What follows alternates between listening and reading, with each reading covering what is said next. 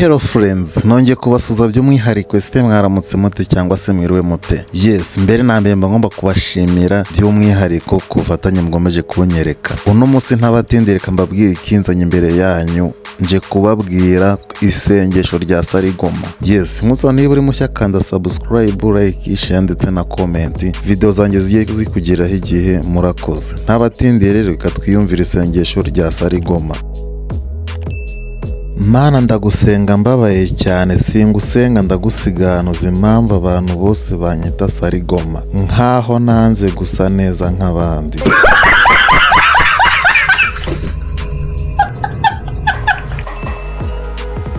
Mana yanjye ko navutse nk'abandi, impundu zikavuga bagahita banyita byago, irya batisimu rikaba nta kirende, irya Sarigoma ryo ryaje rito.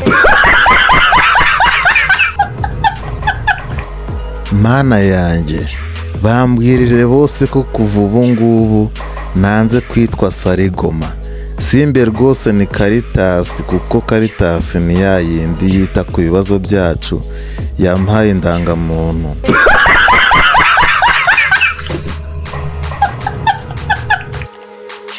Mana yanjye banteretere bose, banzirikane rwose, bandinde tujyane, be kunsiga bansiganya kuri isi y'abagenzi, bampugure banyobore aho kumbona bagaseka.